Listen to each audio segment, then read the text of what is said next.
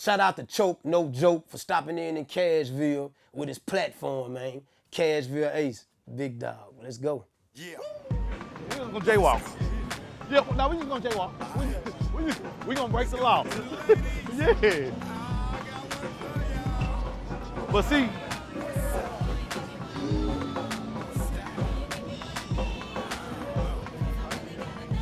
even like Legends been there for a minute. All that's new.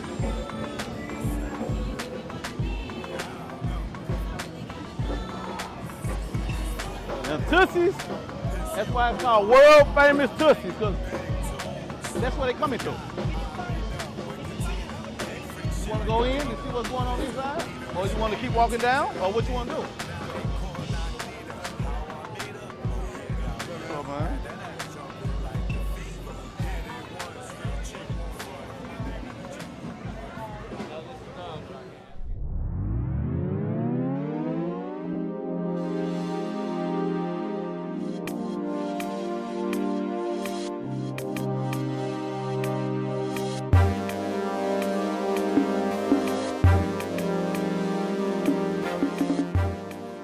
Cashville Ace, this is my story from my mouth.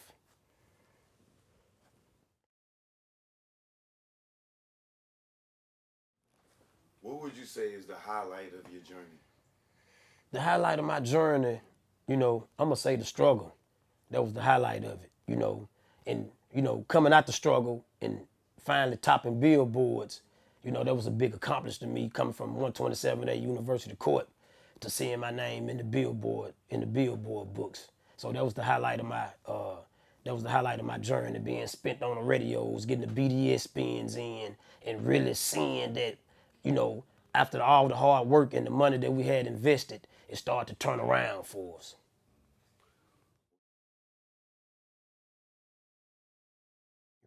What was the worst part of your journey? I'm gonna say the worst part of my journey, was kind of when I dropping the first CD, and probably a week after it came out, I ended up incarcerated, due to still having one leg in the streets and one leg in the music business. So it's kind of hurted because the buzz was building up momentum, so kind of going in, it's still, I had my brother out here, so, thank God he still pushed what he could, but having me would have been a bigger impact on it as soon as it did. And how did that affect you? Affect me tremendously. We had shows lined up. We had a whole press run lined up. So me being incarcerated when the CD dropped, it ceased everything. So the only thing they can go off of was pretty much, what they can work with of the CDs and, things like that. So it kind of hurt the momentum big.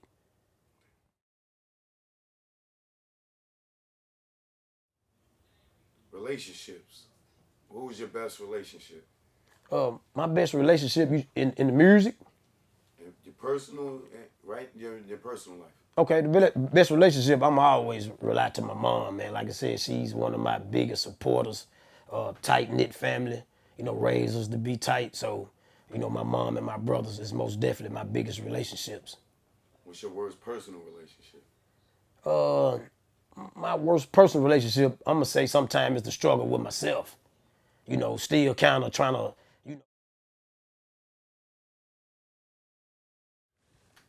If you had to do it all over again, what would you do different? If I had to do it all over again, what would I do different? To be honest with you, probably wouldn't do nothing different. Because everything that I done went through and everything that I done been through give me the strength and give me the power to really relate to the younger generation, and keep it as solid as that. Dealing with the younger generation right now, if you just talking about it, you ain't really walked it, you ain't really lived it, they ain't trying to listen to you. So I got a strong hold on my city. I done put plenty miles in my city. Very respected in my city. You dig what I'm saying? So I probably wouldn't do nothing over because my testimony is my testimony to them to really bring them out of some situations that I might not seen that was light at the time.